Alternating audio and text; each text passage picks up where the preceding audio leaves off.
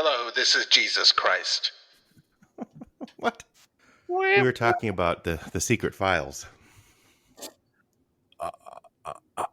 Hi, John. I think I ruined your introduction. You you announced yourself as Jesus Christ. Well, What are Bruce you said drinking? Jesus Christ. Jesus. Time to lean, and here's a song, episode 86. John and Phil snort some coke and have a special guest, Bruce K. Bruce retired recently, and he's going to drink and tell some stories, and we're going to drink and listen. Thank you. Okay, well, good night, everybody. Bye. Bruce and I already recorded in our heads. I thought I'd let you guys just do the show yourselves. Yeah, we're all done. It was only 3 minutes, but Okay, Oh, we never did get to what we were drinking, but that's okay. Maybe next time. What? Oh, we. Oh, no. Wait a minute. Oh, no. Why else do you think I came on this thing? We Do have a some day special guest drinking. we should announce first, and it's not Jesus Christ. No, although that would be quite a coup to schedule that interview. No one else has got that one. He always has trouble updating Skype. Yeah, his Mac Mini doesn't have enough inputs. What? No, never mind. Okay. Yeah, stop right there. Well, special guest star Bruce K.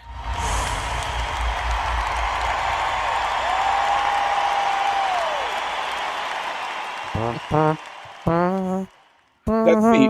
Oh, there's the Pretend music. there's a song here. Okay. Oh, God. All right. So what are you drinking? Here we go. And welcome to episode 86. Yeah, there. I don't know what I'm drinking, but I'm drinking. That sounds like a line from a Western. Who wants to go first? The special guest? Bruce, Right. what do you got? I got some. Actually, I've got a Bernie beer. Bernie Sanders? No, Bernie Peterson, who brews beer, and so when I had my retirement party here, retirement for both Carol and I, he of course they showed up all the way from Denver, and he brought me a present, which was Bernie beer that he brews himself, and so he does. So he's been into this for a long time, and so the beer that. Now, of course, he has these recipes, right? So these are knockoffs of beers. Some of them famous, but this one I've never heard of. This one is called. I got to read the bottle cap here. New Password. There you go. It's I like it. It's a dark beer, and it's pretty tasty. Dark as in stout or pour or It's very stouty. Yeah, okay. Well, those are good. yeah. The dark I'm side. enjoying it Yes. immensely. I don't mind those at all. That's good. Yeah, Bruce is, of course, from Rapid City. He's there now, as far as we know, right? In a basement. That's right. In a He's in basement. refuge in Sri Lanka. That's right. They might let me out someday. Yeah, how's Arthur C. Clarke doing? Well, he's not smelling very good. Not so well. He's in the back. Bernie seat. beer. Bernie Man beer. Yep. No. So I'm having Bernie beer. How about you? What do you Phil, got, go John? ahead, Phil. No, I got something special. Okay, I'll go. Okay. I Actually, am drinking. John always has the best. Today I'm resampling some New Zealand made malt whiskey Ah, that friend of the show Bex P brought me back from the holidays and brought me a sampler pack of 3 small wee bottles of Thompson without a P New Zealand single malt whiskey, which I had sampled the one of their versions a number of years ago and thought it was nice. And this one was 3 different finishes or versions of this whiskey. And the first one we tried, which I don't have any left, we finished it, but was a wine cask finish. Yeah, Paul helped you finish that. Paul, Paul friend of the S. show, was Paul out S. recently. Yeah. Helped me polish that off. We both agreed it was too sweet, Yeah. as wine finish ones can be. I mean, it was okay, but we both preferred the other two, so I saved those to drink here on the show. And this I got one to try those two also yesterday. Was that yesterday? Wasn't it? I'm on vacation, so the days are getting kind of... No, it was Friday. Right. 2 days ago. God. Okay, fine. Terrible damn holidays. Anyway, this is a wood smoke finished from a New Zealand wood called Hakuna Matata? Manuka. Yeah, Oh. I keep wanting to say Lion King references. Manuka. Menudo. Yeah. Ugh.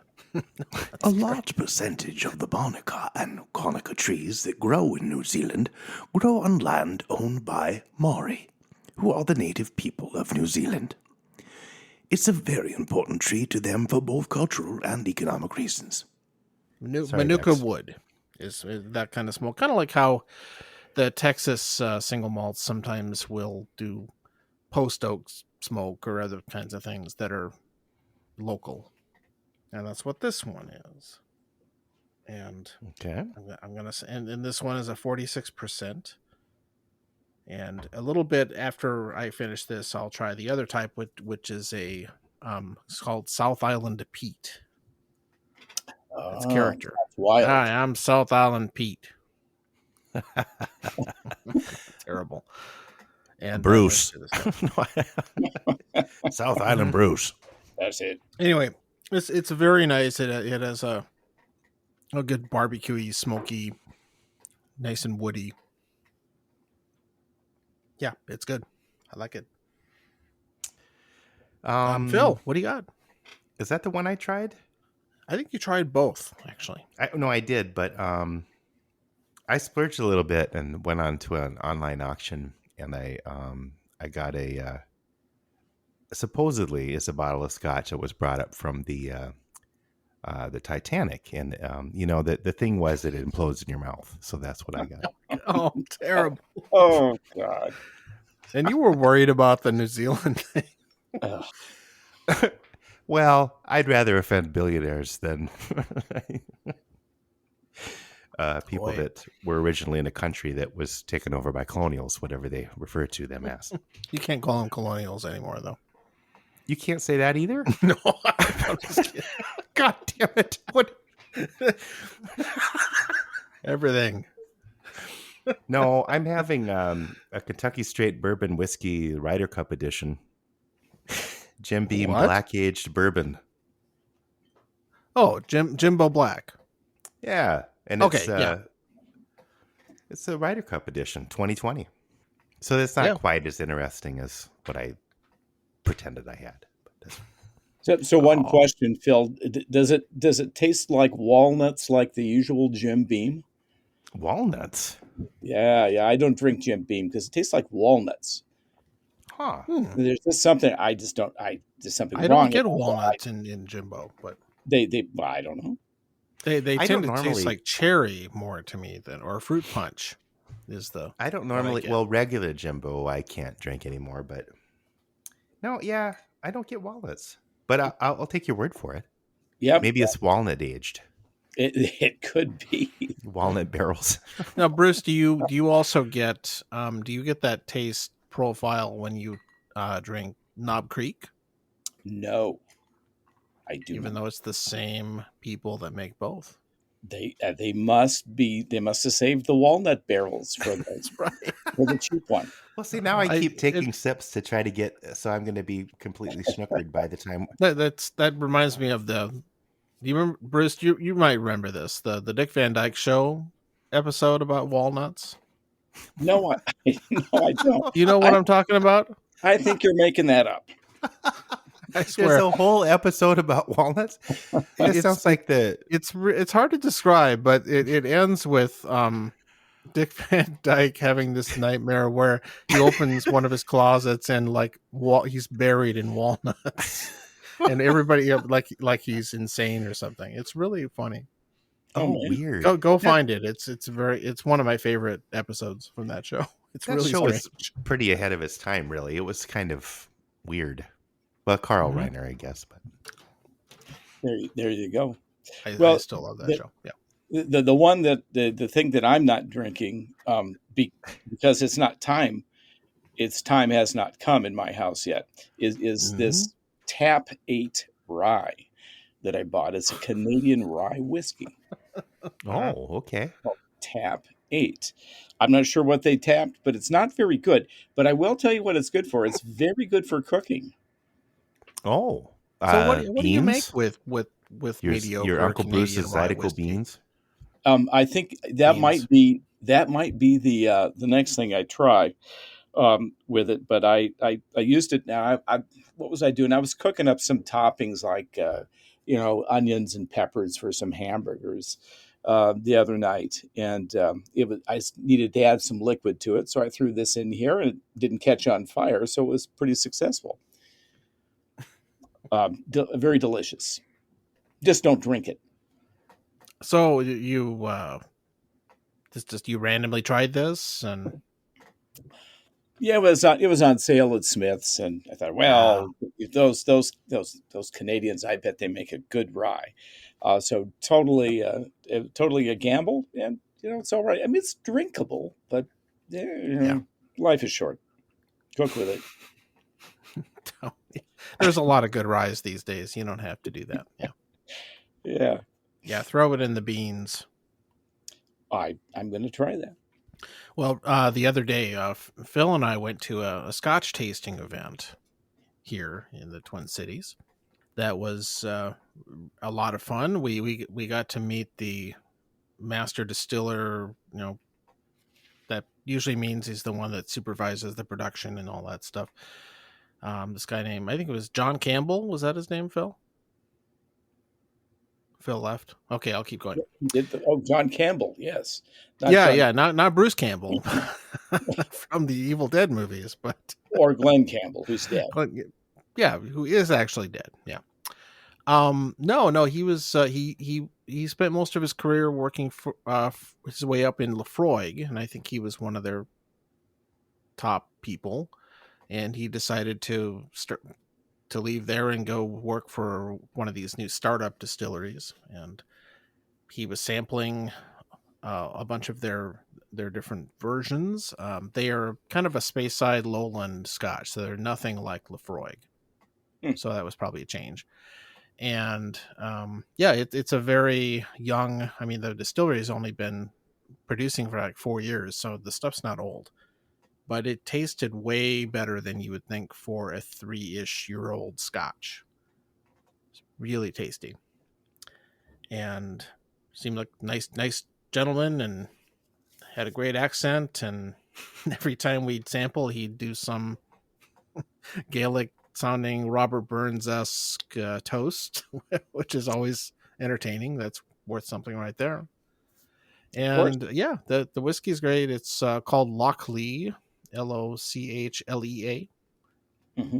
And I think it's just sort of becoming available in the States. I've heard of it before, but they're not a huge producer in volume, so the stuff tends to sell out when it appears.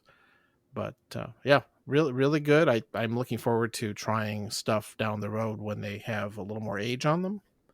But so far, it's good stuff. We had a good time. Got to hang out with a lot of people even nerdier about whiskey than we are. So Ooh. That was fun. Well worth it. So that was at Ace Spirits, which, Bruce, I know you've been to. Yeah. Well, I'll have to event. just drive over and pick some up. That's good. I don't know where Phil went. Now. I can do things like that theoretically. Mm-hmm. Yeah, you could just do it. Just get in your car.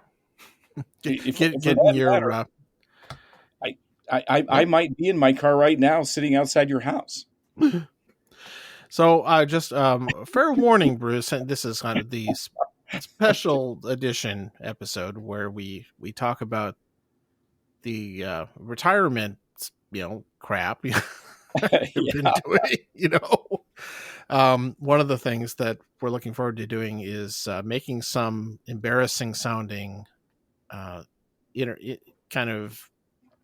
interlude for this episode using recordings. Partially, we have some recordings of you on a bus talking to your students. Okay. We'll probably make a beat to it or something, and I don't know, but you'll have that to look forward to and all that. But Now, Bruce Knowles on a school bus filled with children as they tour the jungles of South America.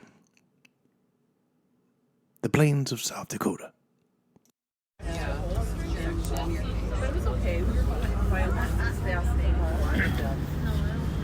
Feedback. Okay, so I hope you enjoyed dinner tonight. I thought it went really well, and I thought you were all very well mannered. So the dessert, by the way, was unscheduled. So Kim Wire bought that for you guys. So give her a round of applause and thanks Kim for the dessert. I beat you to it. Okay. So there seems to be some altercation up here. Carol offered to buy it first. Kim beat her, and so they don't care. There you go. They don't care. So I think we're just going to drop this right now. Okay. We're going to go back to the hotel, and we will we'll stay on the bus. We just got a couple things to do there. Nice. But where's Phil disappeared to? I don't know. He left. He was giving me shit for being late signing on. You know what? I've been rambling off and on this whole time, and I had it on mute. Oh, sad. Because I coughed. I wonder how long I've been on mute. I'm sorry. Man, I had some good stuff there. I was wondering you why... weren't listening. You didn't notice that we were just talking over you? I felt like you were kind of ignoring me, and I was like kind of ignoring you. I was like, this isn't working today. It's not gelling at all. We're not interacting. We're rolling over each other. How long have I been on mute? Oh, probably a few minutes at least. Oh, I'm sorry. Well, we'll cut that part of it. Oh my God. Here I've been interjecting. So I'll have to go back when I do my edits. I'll try to remember what I said. Okay. This one will take 2 months to release. I'll tell you what. Why don't you isolate what you were saying and make the robot voice or something? I'm sorry, that's a rookie mistake. I sort of blame Bruce though, because I kept taking sips of the Jim Beam to see if I could taste walnut, and I'm a little snookered. Oh my God! I think it was a ruse. That's right. For every bottle of Jim Beam that you consume, I get a kickback. The truth is out there. It's okay. I got a little walnut that time, but I have drank quite a bit. Drunk? No. So anyway, no. Normally I don't drink Jim Beam, but I've drank Evan Williams Bottle and Bond. It's my lower shelf friend. Yeah. Oh, we should just start over. Yeah, I know, right? So as you heard, we got to go to that Scotch tasting, and that was Phil, what was your take on it? I'd like to see John interact with other whiskey nerds. Maybe he's not a nerd. He downplayed his. It sounded like the comic book guy on. How long do you age your whiskey? Well, that one guy asked him a question, was like, who do you hate worse, the English or the French? Which was kind of out of the blue. And he said, well, the English. But then he started answering a different question. He said, the French are bastards too. Yeah, they hate everybody. It's Scottish. But it was like, why you ask that? That was weird. And then there was like a kid who wanted to be he wants to be a distiller dentist. too. No, I want to be a distiller. And He's a misfit distiller. yeah, he seemed like maybe he was a little bit of misfit. But you know what? I wish him all the best. I hope he can make his dream a Well, reality. the guy so. gave him a good, serious answer, though, and told him to Yeah. get into beer brewing, which is actually really smart. People asked him some good questions. I thought it's not peated, it's barreled in a barrel that used to had okay, been you're Lefroy. talking about the Lochley one that had some peat smoke in peat smoke flavor, but it wasn't peat malted. Is that the term? Right. Terminology? So traditional peated Scotch, the actual malted barley is, kind of dried with peat smoke before it's distilled. This distillery does not do that. What they do for this particular version to get that peat flavor is they got some barrels that used to have Lefroy, which of course the guy used to work for them. Lefroy was aged in these empty barrels. They put their own Scotch whiskey into that, and that's where it gets the peat characteristics. It seemed like you liked the sherry one more than I did, or the sherry barreled one. That was I liked it. Yeah, it was good. It wasn't remarkable. I think you liked it a little more than I did. Yeah, But it was good. anyway. Although I didn't actually buy a bottle of it, but No. Well, you like the couldn't have other ones gotten better. one of each. I got 2 different bottles. Yeah, and Bottles. So anyway, Yeah, we were no, it was talking about good. something that Bruce wasn't at, and that's not fair to our guest. We'll have somebody on the show, and Wake up. and then we'll talk about something that they don't know anything about. Don't worry, I wasn't paying any attention. And then on the way home, we stopped at Taco John's. So Yes. Yeah. Oh, you topped it off with a taco. we did, although they were out of taco burger fixins. Oh, they didn't have the buns or something, which I guess Taco Burger must have been relegated to a secret menu item because it's not on the menu. No, it isn't. I think might be in Rapid City, but out here I never see it on the menu.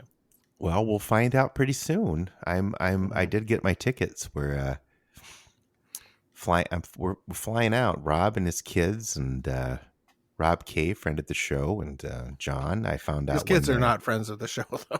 No. Well, no. Rowan was interviewed once, and he liked that's true. ninjas on his pizza. Remember? Yeah. I think he even came up with the title on that one. But yeah, so, and of course, Rob, leave it to Rob to pick the bike rally week to go out there, but whatever. Mm-hmm. I told myself that last time I was out there during the bike rally, I'll never go out to the hills again during the bike rally. Because you drive around the hills and, I'm not disparaging all bikers, but it's just really crowded. But like the last time I was out there many years ago, driving through the hills, and I want to see the scenery and stuff, and it's some really cool drives. And this guy just kind of spills. I don't know what happened. He just leaned over. I think he was tired. He needed a nap, or maybe he had a really early beer or something, and just kind of laid down there. And I was like, "This is God."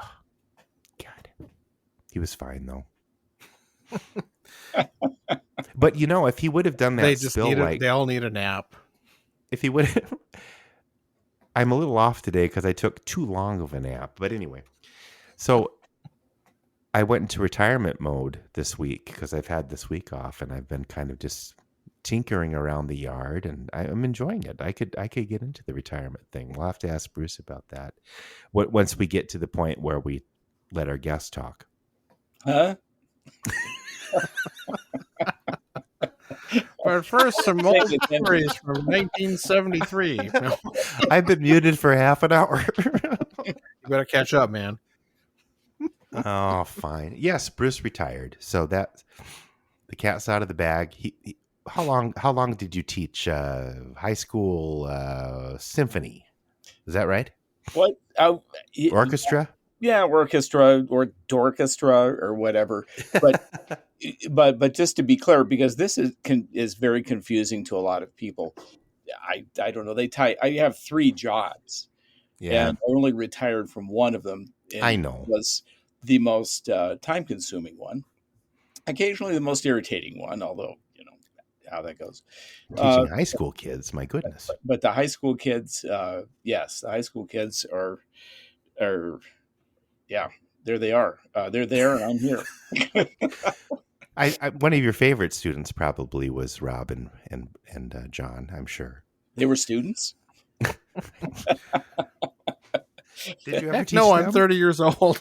At Communist Martyr High School, they were. Oh, sorry. There Nobody gets that. No, they don't. Somebody will. Communist Martyr High School, no classes. There you go. That was the punchline. Bruce is like school in the summertime, no class. Sorry, you can't quote Bill Cosby. No. Oh, People ask me, what does it feel like? I don't know, because right now I'm still in the time of year when I have downtime anyway, and I'm not really working all that much. But so there you go. So what was your question? Well, what are your other two jobs? Well, okay. No, Yeah, okay. actually, I first, only know of two. So there's the Black Hills Symphony. There's I don't public think we want to school. know about the other one. That's Right, kind of down low.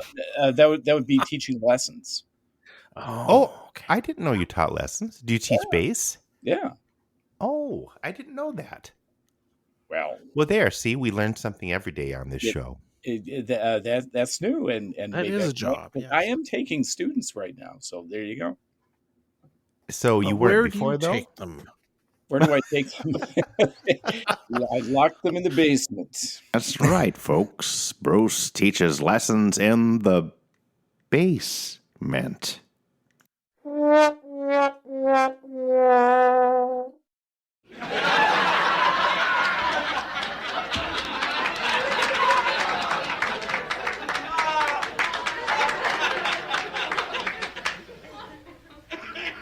With the cat, To who's a now whole out new of the bag. world. There's a bass joke in there. There you go. So And your cat attacks them. now he just attacks me. He loves you the most. Yeah. Yeah. Well, that's My first question was, how long did you teach high school? You asked a question. Yeah, maybe I was on mute. Stay on topic. Oh. Answer the damn question. Oh, well, okay. So about all in all, about at Central, I was there about 40 years, I guess. I started in 82. So, yeah. Jesus. So that was a really long time. Wow. How did you get through that? Scotch, I'm guessing.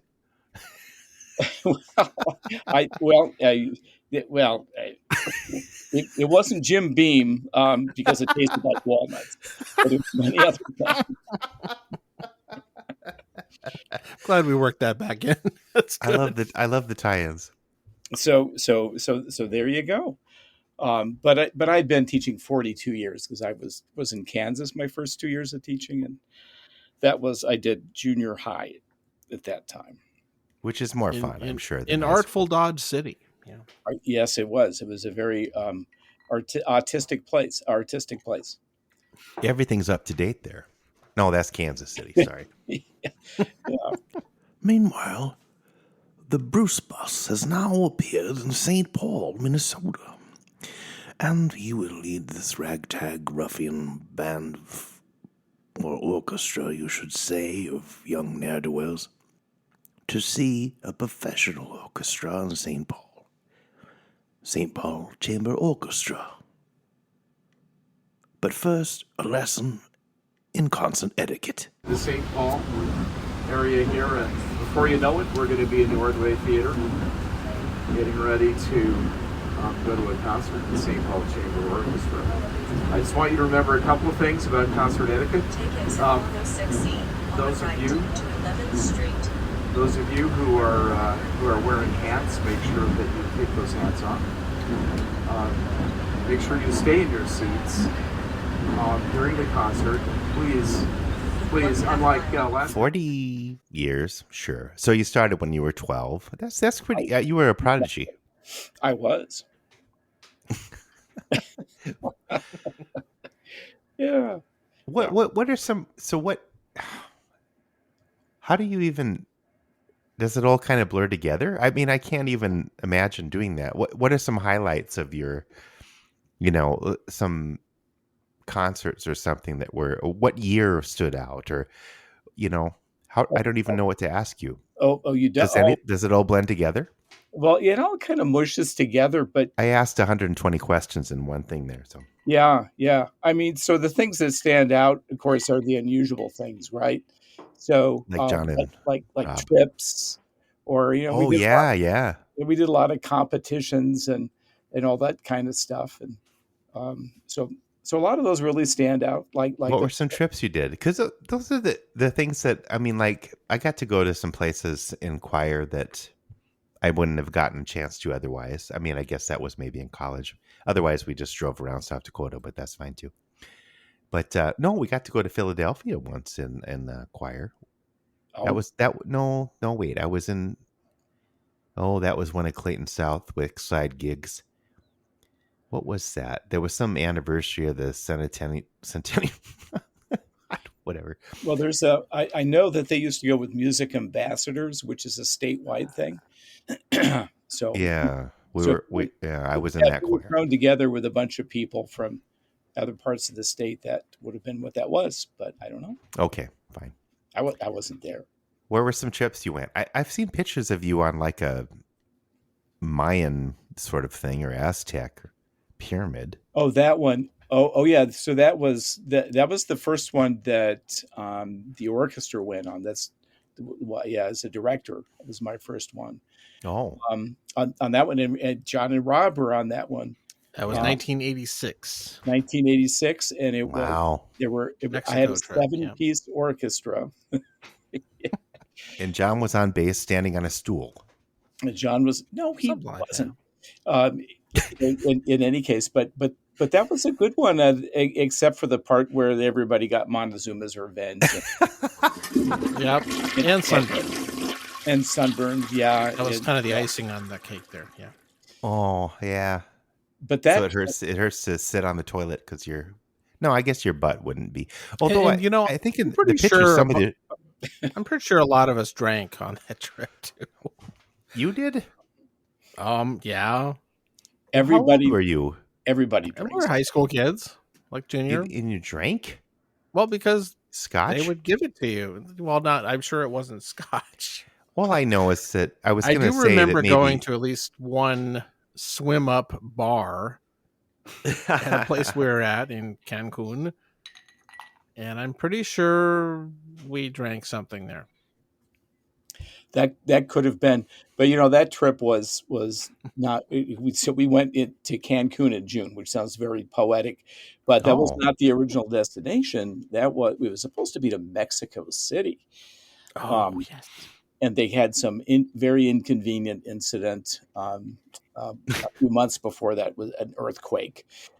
Yeah. Which So obviously we had to switch destinations, and much to my father's chagrin, who put that whole trip together. It was basically a band trip, and we kind of tagged along there with the orchestra. But that one, but as you may remember, my father hated heat and humidity. Yep. So it was just not the place where he wanted. He wanted to go to Scandinavia. That's where he wanted to go. Yeah. Mm-hmm.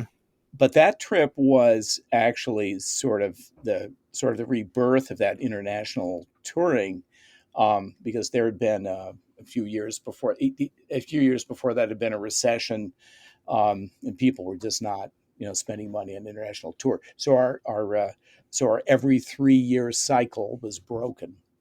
So was the last one the 1978 trip? The 78 trip, right? Yeah, that's a big gap. Yeah, I didn't think about that. Holy shit. Yeah. So I'm just gonna say it's very important to take kids from, let's just say, South Dakota or some other place to other countries. I think it's very important. Fly over country. And if I just think that, and it's grooming them to be liberals. No, but so did you perform there too, or was it? Did you perform at places, and you maybe went on the pyramid and okay, Bruce, go up on the top there and do the bloodletting routine? Well, one thing we definitely did that you can't do now is that we just walk up and down the Chichen Itza or whatever. Well, And yeah, I don't I've think seen they'll let pictures people of do people that on- anymore. I think We probably broke Bob half of Knudsen it. had these really short shorts or something. It was the 70s. No, it was the 80s. He was on that trip, yeah. Right. I've seen these pictures, and so I guess you get Montezuma's revenge, and you have sunburn on your tuchus because of these short shorts. Now, Bob Knudsen didn't have shorts, but the shorts were shorter than we have now. We have the baggy cargo shorts. They had the little red runner short. I remember more about the pictures than I probably should. But did you That's what you perform took at places? So you went to the John, is like 12 and he gets a scotch and and he plays a bass solo at the I don't think I the played swim up bar. bass. I think I only played in the band. No, Sure. I think you. Or did I do both? That could be. I think you did both. I think you did Euphonium. both. I think we somehow took a bass there. I can't remember what it was, but we did play in the string group played in that was a memorable one where we played in a school. It was out in the middle of the jungle someplace, and it was basically just this open air hut. Wow. Yeah, it was very, very cool. And we also played in the opera house or concert hall of Merida, which is the provincial capital of that region. It's inland. Cool. More. So yeah, there were some good performances there. So that little school performance that was pretty memorable on one tour. The other one that I was just thinking about today, as a matter of fact, was the concert on the Great Wall of China in 2013. And so they That was quite a trip, wasn't it? Yeah. They let you go up there, and there's I don't know, there's a guard house, or that's where they sell all the T-shirts and all of that or whatever. So we started to play, and then it started to rain a little bit. So we got about a 15-minute concert in. Started to rain, so we packed everything up, and before the rain got heavy, we decided we better start climbing up the Great Wall, because we hadn't done that, because you have to do that to get the T-shirt, right? So we start up there, and then we get about halfway up, and here we are going up these huge steps. It's very steep, and there's a handrail. It's made out of iron, and then a thunderstorm came in, and lightning, and we were thinking, it's a really bad thing to be hanging out the iron rail, and we're just getting soaked. Lightning is all over the place, and so it was really quite incredible. But I remember Elizabeth was chaperoning on that one. I remember, and she and some of the other kids, and including my sons, by the way, were really hoofing it up to they had almost gotten to the very top of this section at least, and we're very close to a lightning strike, as a matter of fact. So that was a memorable concert. But I mean, listen to you. We're playing a concert on the Great Wall. I mean, it's just a little flat area. Surreal. Hardly anybody is there. So it's not exactly like it's a stellar performance venue where you have a big audience and they're appreciative and all of that. But still, we have had some of those, certainly in our sister city of Apolda, Germany. Were a couple of really great performances where there were a ton of people in the audience who are very appreciative, and European audiences are pretty much more attentive than American audiences, and definitely more enthusiastic. That's where I learned that you better have an encore ready, because at the very end they just start clapping and they won't let you leave. It's pretty. That's unlike the Rapid City audience that was about 7 seconds. And then they're gone. Yeah. Whether it doesn't matter how much they like or do not like the performance. Well, I think that has something to do with the parking situation, probably. That's historical. Like they're done. Well, there you go. But the other one I was thinking about today was the famous Concert for the Cows. That was yeah. So that one was in that one was in Scotland, and it was out. It was this castle outside of Edinburgh, right? And it was I don't remember the name of the castle, but it was not. At first when the tour company said, "Oh yeah, we're going to get you a concert in Edinburgh," you go, "Oh yeah, Edinburgh a castle on top of the hill. I mean, it's famous and all of that." You go, "No, it's not that one. It's this piece of crap one." So we pull into this place. It's way on the outskirts of town. I mean, it's in the country, right? And apparently, it was famous for Mary, Queen of Scots, hid there or something when they were chasing her, trying to cut her head off. I don't know. Probably. So, but it was historically famous, but there were only like 3.5 people there. So the bus dropped us off, and they said, "Well, okay, go find a place to give a concert," basically. And so we set up and played for a while, and there were these cows out in the pasture, and every once in a while we'd play a number, and they'd move afterwards and move to the other side of the pasture and all of that. So that was the famous concert for the cows. Now back to the Bruce bus, where we talk about the bed check. The bed check involves checking for bed bugs, mosquitoes, and signs of dengue fever. Okay, students, it is recorded till 11, so bed check is 11:30 tonight. Make sure that you pack up, clean up your room. I'll wait till you're quiet. Clean up your room so that you get packed up, so in the morning it'll be really easy for us to get on the road.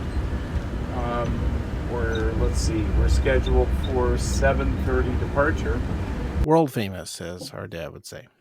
Yeah, but the big one was that 1989 tour to Eastern Europe, which Well, I've heard a little bit about that. John and Rob got That was just, it was unique. it was. Like just at that time and that particular places. The only thing I regret about that itinerary is we didn't go to Berlin,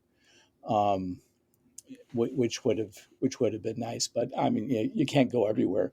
On that one, we flew into So my dad puts this trip together, and it was a big group, and people really went for that. We had 100 people, students from Central and Stevens on the orchestra side of it. Wow. And then 50 adult companions, 2 newspaper reporters, and a television reporter that documented the whole thing. It was a big deal. It was kind of was one of the Duhamels. No, I'm just kidding. No, not any of the Dude Hamels. No, it was Schillinger. Wasn't that the guy's name? Yeah, Dan Schillinger came. Because I roomed with him and photographer guy. I forget his name. Oh, Paul Jones. Yeah, I'm pretty sure. The 3 of us, as I was in college at the time, so I didn't go with the regular kid. Dad somehow got me onto that trip by some shifty. Well, that one under the you weren't a chaperone. You were just. I played, of course. Well, yeah, of course. That was the ulterior motive. Yeah, he had to play. So this one, there were more stories on this one than we probably have time for. But you'd be surprised.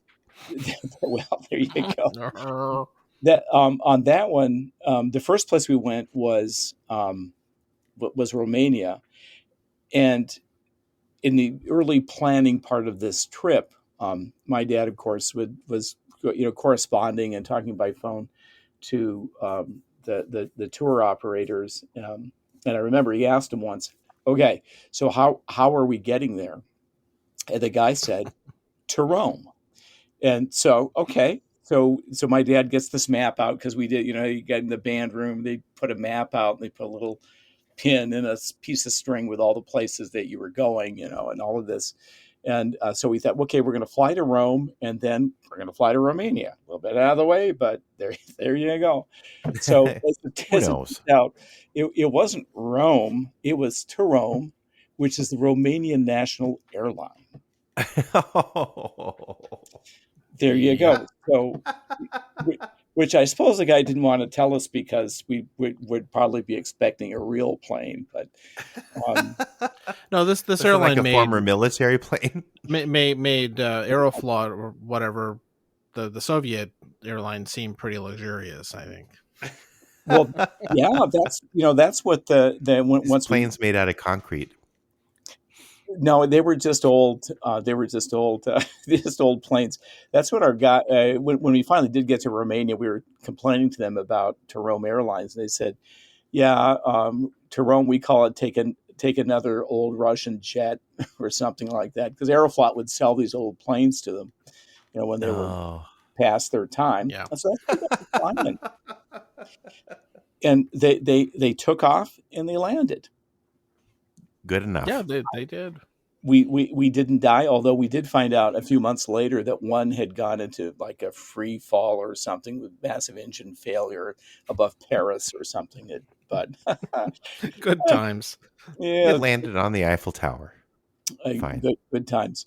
So that was that was a challenging chaperone moment though when we got on that plane, because we had to sit on the tarmac of JFK for 3-4 hours. Because, oh my God! As we found out later, I remember that. Yeah, and it got. Of course, they were away from they turned off the engines, so the air conditioning wasn't working. No, and they wouldn't even let them pull up to the jetway. They wouldn't let them get close to the terminal because it might explode. And didn't they just all they had were these bottles of questionable mineral water or something like that? What? No, they put all the chaperones were all together in the back of this plane. Now, this, by the way, was it was a charter, but so it was supposed to be all of us. But there were these strange people in the front seats, dressed up in these like Eastern European folk. Oh, so yeah, it was relatives, and then some of the seats were taken up with them. And some of them were taken up by boxes of cigarettes and coffee that they were bringing home with them. Maybe some jeans.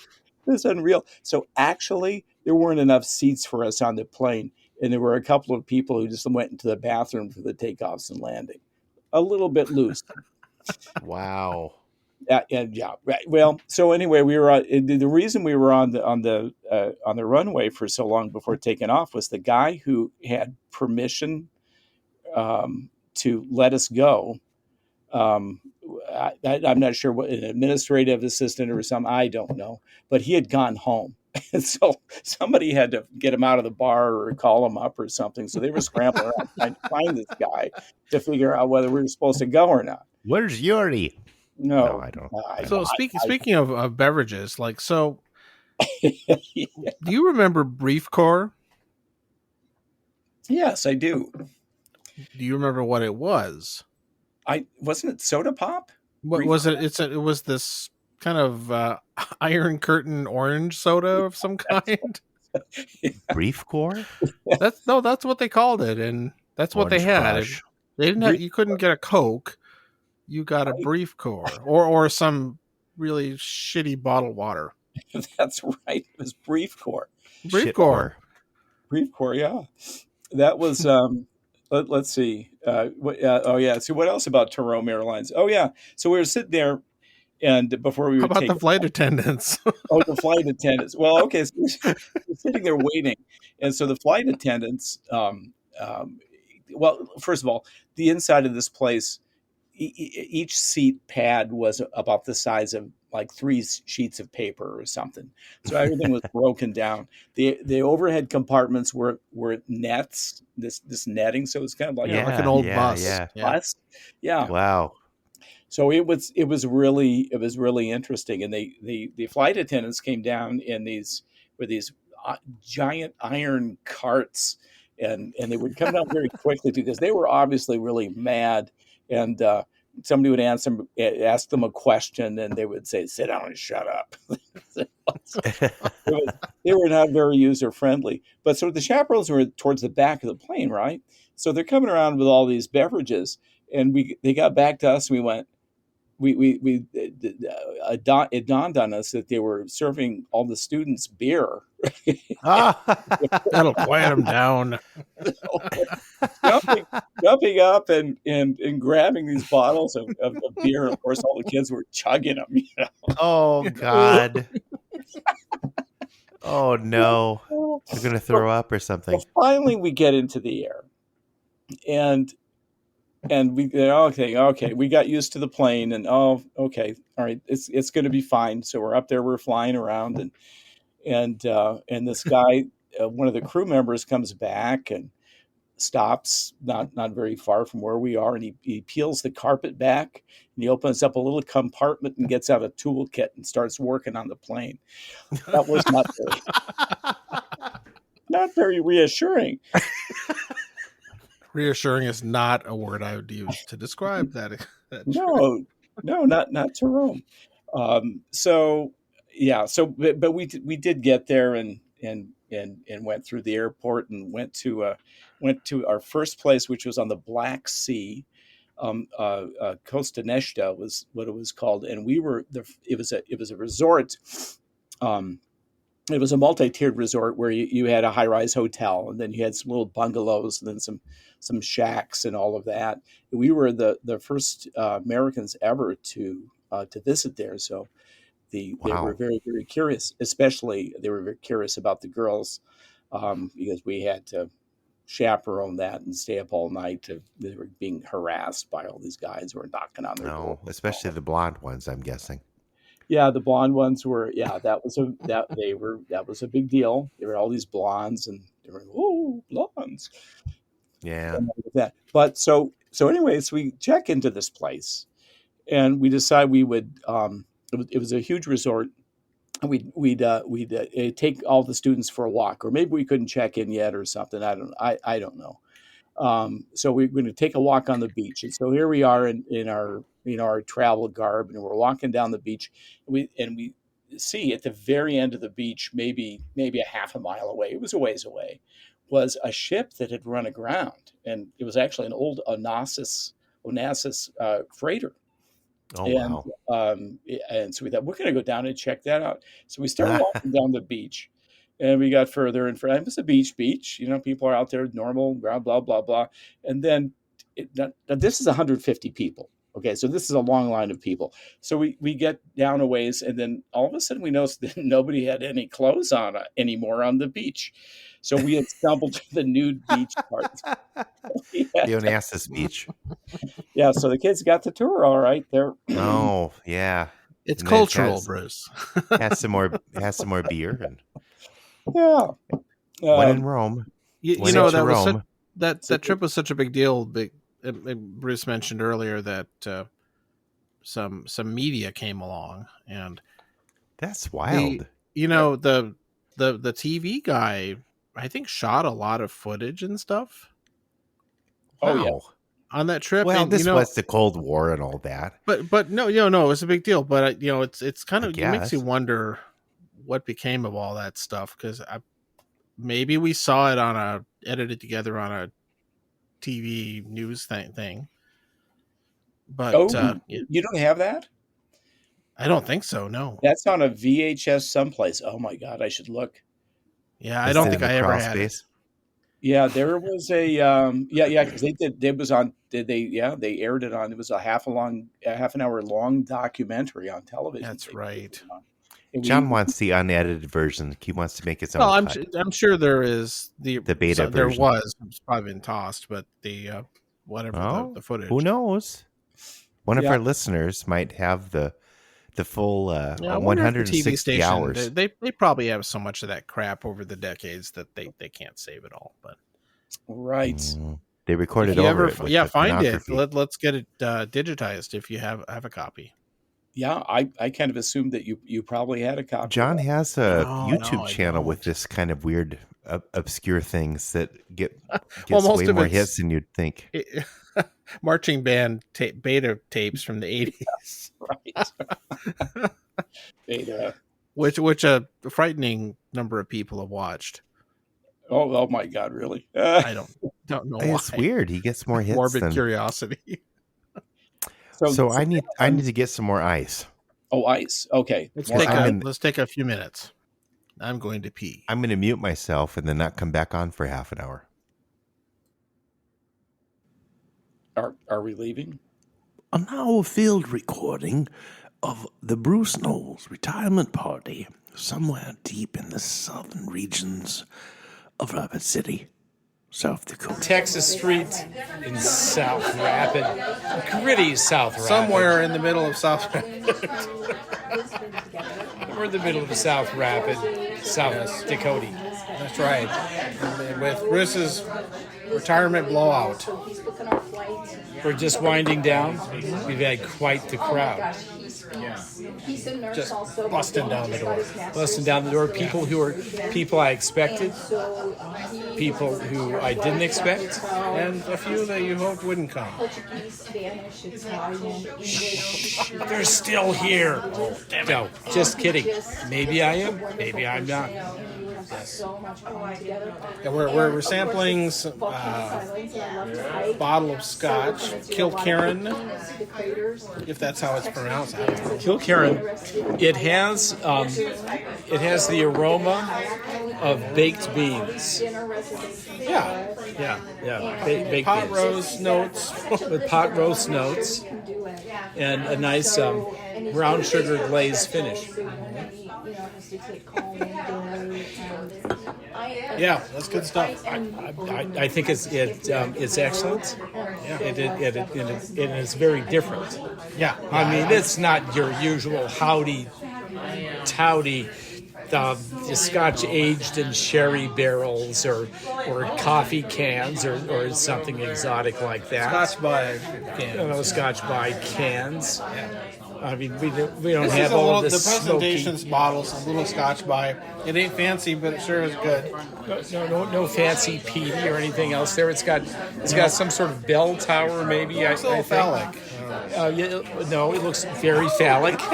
As a matter of fact, this nice ribbed tower. So enough of that, but yes. This is a family show. No, it's not. No, it's not at all. Oh, it's well, you like it. It's what you make of it. Well, in any case, what do you want to know about retirement? Well, what the hell are you going to do? Everybody asks you that. I know. Oh, yeah. I guess we'll find out. Yeah, we're going to find out. Well, You can be on more podcasts. I'm going to be on more podcasts. You can start your own. I could. Actually, I think what retirement means is trying to figure out what being normal is like. Yes. Right. You go back to your original state of non-employment. Because after all, when you come into this world, are you employed? No. Maybe you could say, "Oh, I'm employed, being a member of the human race," and that's what I do. Whatever. Yeah. You're a slacker. Yeah, well, you're a slacker, but basically. So I actually find myself asking, I ask myself often, contemplating, is it possible for me to go back to the wonderful childhood bliss of just not Can you ever go having home? responsibilities and all of this stuff? So I don't know. We're going to find out. We'll have to. It's a journey. Yeah. You could start a podcast. I have a title for it. It's called Two Bass Players Meet in the City. That is very original. I think you could trademark that. I better get that domain registered. Absolutely. And with everything we're talking about, you won't even have to come on and talk about this with Phil. No. And, I mean, that's better, really. That Phil, he's not a bass player. No, he's not going to meet anybody in a city. But he is in the city. We think. He's a bass vocal, though. Is it? Well, okay. So maybe he But could not a be. player. That's right. Used to be a place. It could be. We're not going there. I think it's best not say. This is just a preview of coming, because Time to Lean episode review. Bruce will be a special guest. Wait, I thought this was it. Well, no, you got to come on and talk to Phil too. So. I do? Yeah. But you told me I didn't have to talk to Phil this time. So I don't know. All bets are off on this. It's not on the contract. Yeah. So long. Oh, which makes me.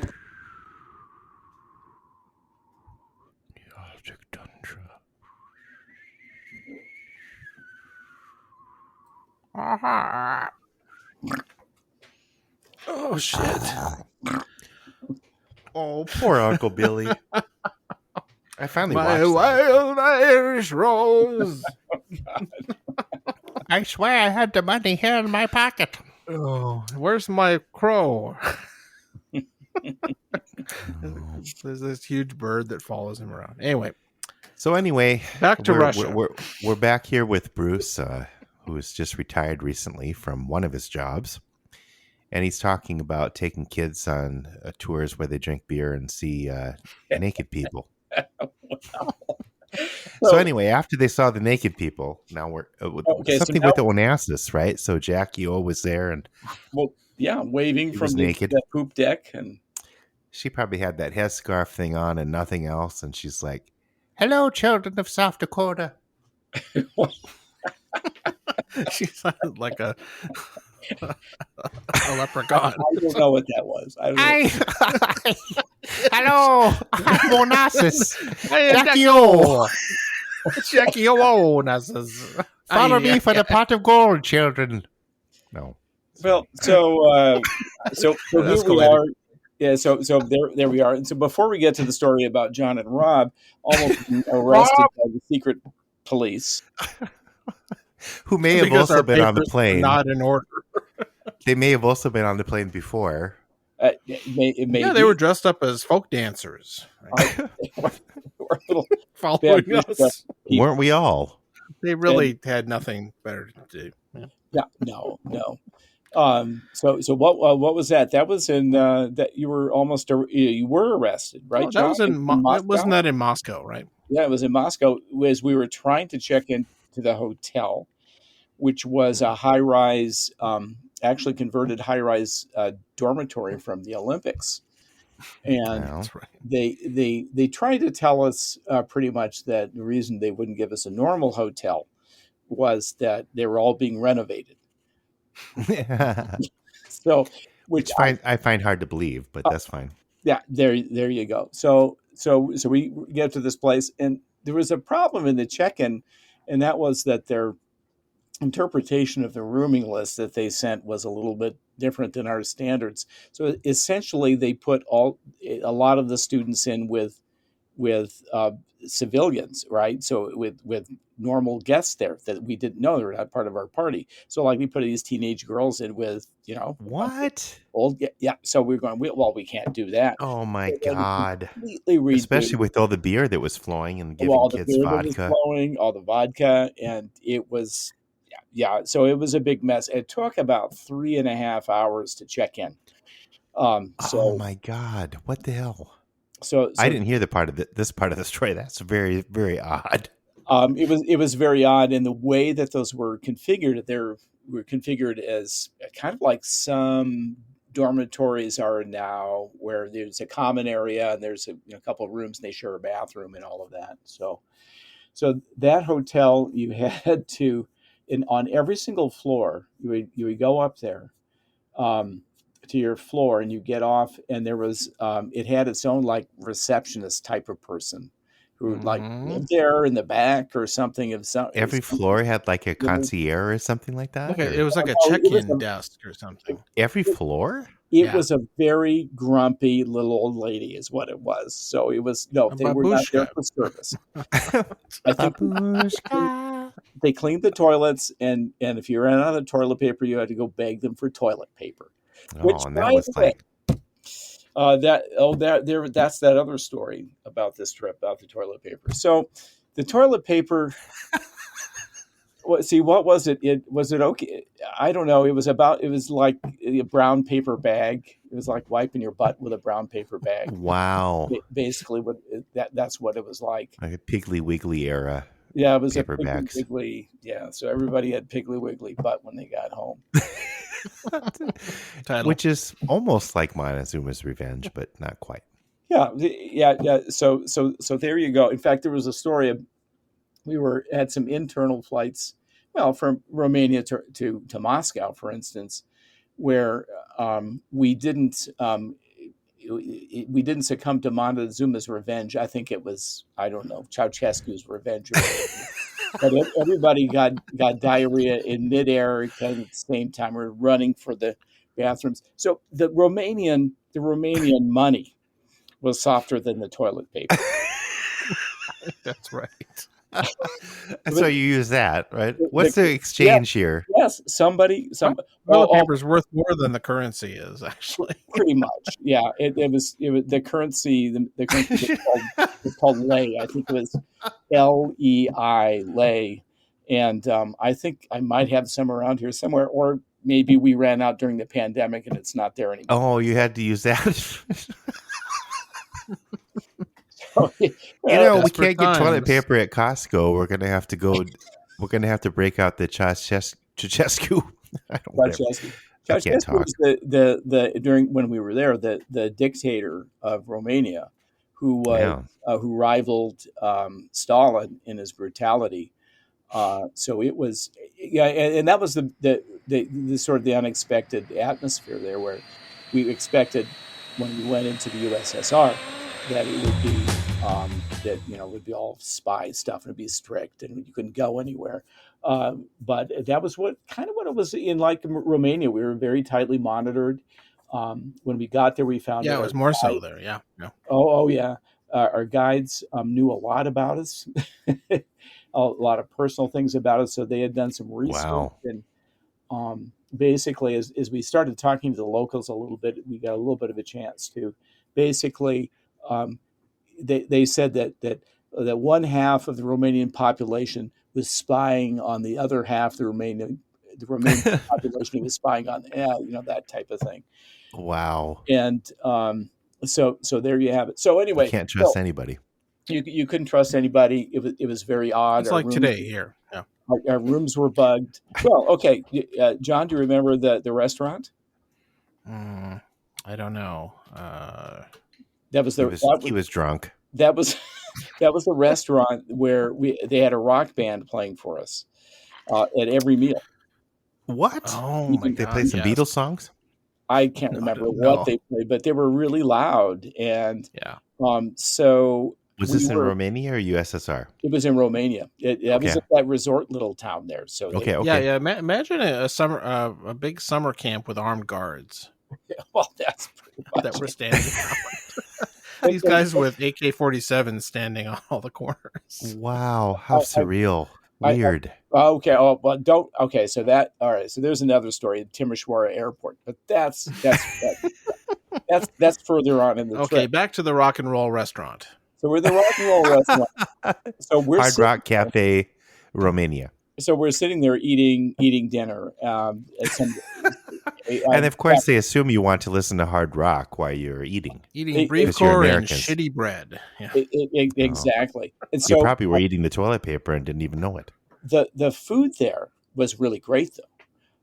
And so we had a lot of like pork roast and that sort of thing. And so after about the third night of that, we were sitting there talking by ourselves, nobody else around.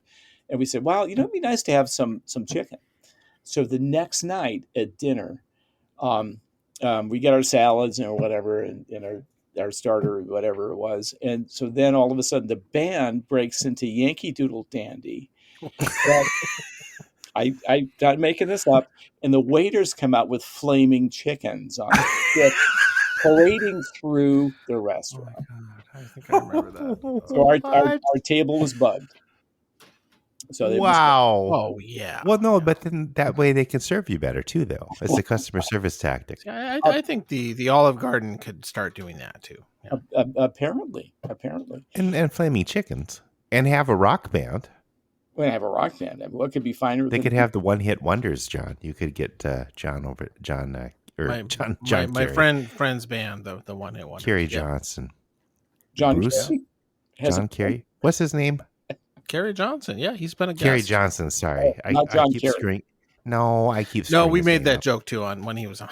Oh, I I bet. keep. No, I keep screwing it up.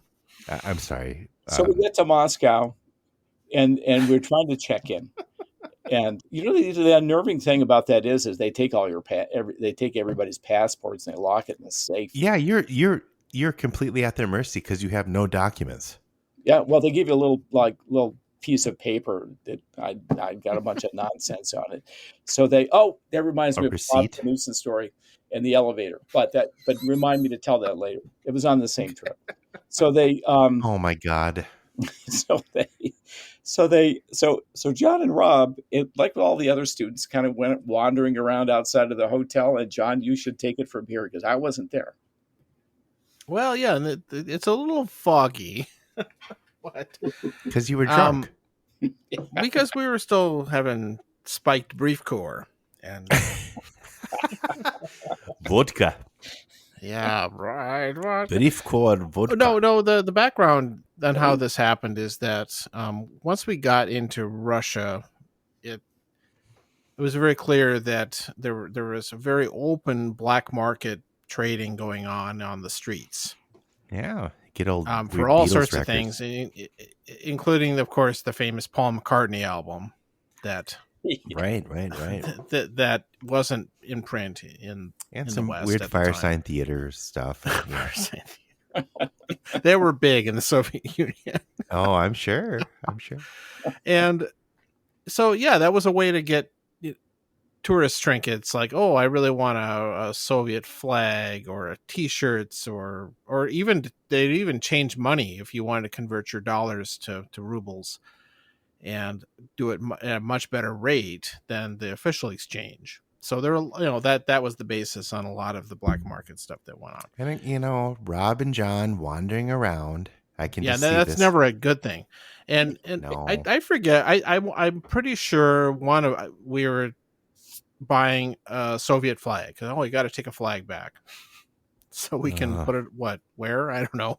Weren't you trying to get a bust of Lenin or something? I did I still have my bust of Lenin, but Yeah. I bought that in an official store though. Thank you very much. Oh, okay. It was the black market those were thing. very easy to get in multiple sizes. Okay. Yeah, sure. The Soviet if you like flag, a big bust, there are you these, can have there a are big these bust. guys on the corner selling them, and so one or both of us went up and pulled out our American money and bought them and got our stuff, and we were walking away, and these official looking people, these guys in suits outside the hotel, like, we'd like to talk to you. Can you come inside for a bit and ask you about something? I don't remember exactly the exchange, but it seemed like either we trusted them or we thought we'd better trust them. One of the two. And I do remember paraphrasing, I'm sure, but like, oh, this would be easy. You're done in 15 minutes. As we go into this office, probably in the hotel, they probably had a local KGB office there in the hotel. And on every floor. And they just asked us several times about, like, did somebody sell you these things and all that. It was that's what it was about, and maybe some other random questions. And then we left, and that was the end of it. But and then it was pretty fucking creepy. Yeah, it was bizarre. They killed the guy you bought the stuff from. Yeah, probably. You sold him down the river. Sent to the gulag. So Serbia. he's probably sitting in. He's probably a conscript in the Wagner group right now. What a cool name though, the Wagner group. Yeah. Yeah. They sing "Gott Dämmerung." Boom, boom. Actually, I don't know what the. But yeah, that's the story. I will always remember it, and I could just. I don't have the flag though. What? They confiscated I don't know. I it? think Rob took it and lost it, it's in my mom's house. He probably gave it to one of his girlfriends. It's in the crawl space It's in the, under the crawl house. space. Well, we'll go check. Along we'll with some old root beer that you know what, John? We should maybe do a live recording from your mom's crawl space and try to look in there. We have horrible back pain getting in there today. Yeah, we're getting a little old for that. I just Speaking remember of that. we're going to do a not live, but a location recording from Rapid City because we're all going to be there at the same time, including Rob. And we're going to do a commemorative South Junior High demolition ceremony or something. Elizabeth has to be on that show too, though. Elizabeth is definitely gonna. She kind of spearheaded pulled this together, and she probably should pay for my flight. I didn't even go to the stupid school. I don't give a shit, but it's going to be fun. Well, she can throw the first brick. Yeah, exactly. I was like, can we like push a button to blow it up? Because I wish. Yeah, where's the little plunger that we can push? That I hated. The whole that thing place. collapses. Good riddance. Yeah. Well, it was built on a swamp, On a creek. Weren't we all? There is that. Speaking of swamps, what was the Knutson on the elevator? No, we better work in the Knutson. That's a totally story. Not a good tangent there. But so Bob Knutson on the elevator skit, before we went to Rome, as they say, we had a layover in New York. As they say. Yeah. So we were in New York for a day in there, and in that hotel, and it was not a bad hotel, but I remember it was the first time ever I'd ever been stuck in an elevator. I was stuck in this elevator with Bob Knutson. It could be worse. And it could be worse, but it was. But somehow he played the spoons. Hey, I'm going to keep us occupied here. He took those spoons everywhere. So in that one, it was interesting how they got us out as there were two elevators side by side, and they brought the other one down, and they unlocked this little secret door, and you actually stepped through this little passage. Wow. It was very, very cool.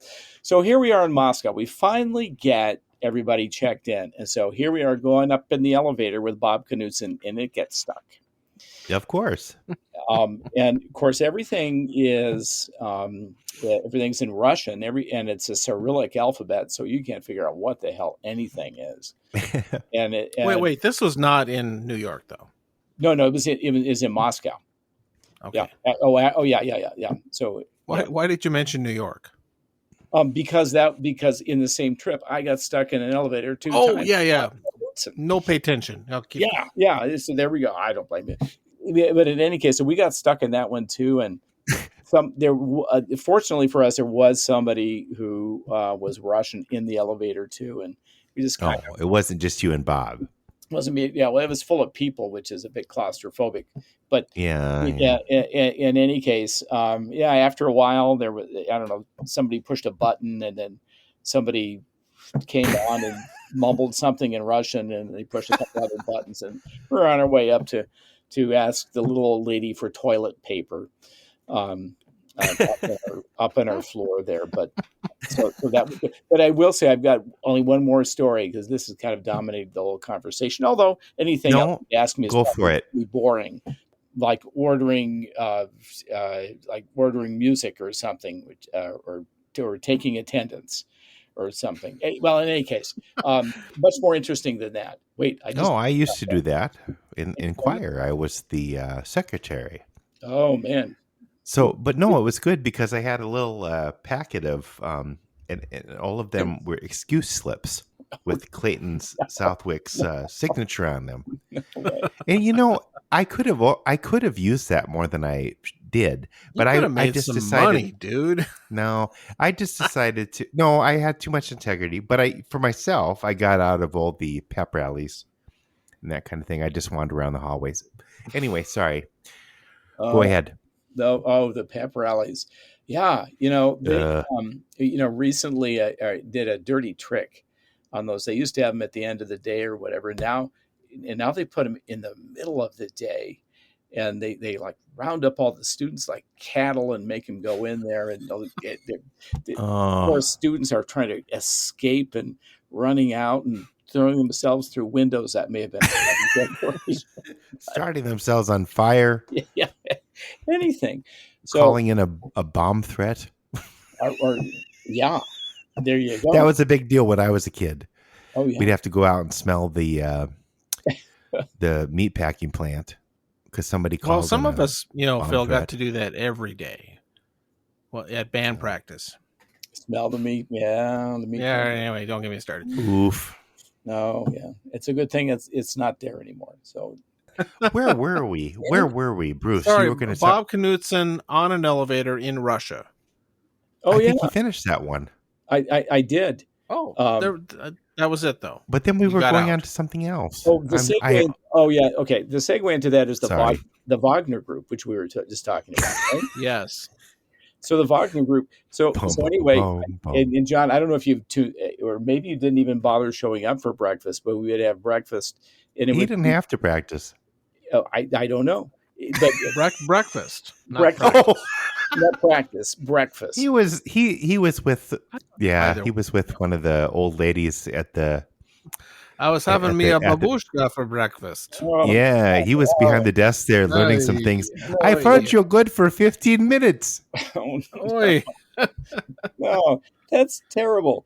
Well, so we'd have these breakfasts there, which were basically hot dogs and canned peas. That's A what breakfast. that was our breakfast. I mean, that was, Continental, Phil. terrible. Come on. that was terrible. And then there's the Hotel Druzhba, which was the St. Petersburg one. We went on an overnight train there, and Yeah, which the was train lined was up pretty wild. by Bob Knutson, because in one of his rooms that he had checked, some of the kids had beer. Maybe it was John's room. I don't know. Probably Rob's room. He's not here, so we can blame him. I was with the quote grown-ups. Oh, that's right. You were with I the didn't- like I was not a reporters. student. Technically. Oh, I was a college student, but I wasn't a high school student. You were with the journalists. Boring. Yeah, those guys were. They're something else. And I documenting think everything. Gary Welsh was hanging out with us too. Oh yeah, Gary was there as well. So they confiscated the beer Doctor, from the kids and then played cards all night and drank it. It's what we did there. And so then so it's a famous train from Moscow to it's a night train from Moscow to St. Petersburg, and that was all due to the paranoia of the Soviets. Of course, they didn't want their train bombed by anybody attacking them, right? So they made it harder to see. So they made it. And there's a good song there that on the midnight train to St. Petersburg. Or the song "Night Train" was named after it. Yeah. Yes, yeah, No, it probably wasn't. I don't No. think so. I think that's kind of Maybe. They got bombed. They did. So anyway, we pulled into St. Petersburg and got on our buses, and they split us up into 3 hotels. So our bus went to one hotel. It was a Hotel Druzhba. So we pull up to this place. All the blonde girls went to a different hotel for some reason. But that's Okay. So we pull up to the Hotel Druzhba, which means friendship. I don't know if it was a brothel on the side or something. I don't know. Kind of friendship. Hey, There was this sign. we could all use more friends. There was a sign in the window. We asked our guide. There's another story. We asked our guide, what does that sign say? And they said, no hot water till next Thursday. And, we were going to leave on that. That sounds like a Fireside Theater thing. Yeah. So that, so it was a little uncomfortable there. Plus, I don't know if you knew this or not, but the St. Petersburg, or as Leningrad at that time, their water supply has giardia in it, so you cannot drink the water. You will guaranteed be having Vladimir's revenge if you drink that.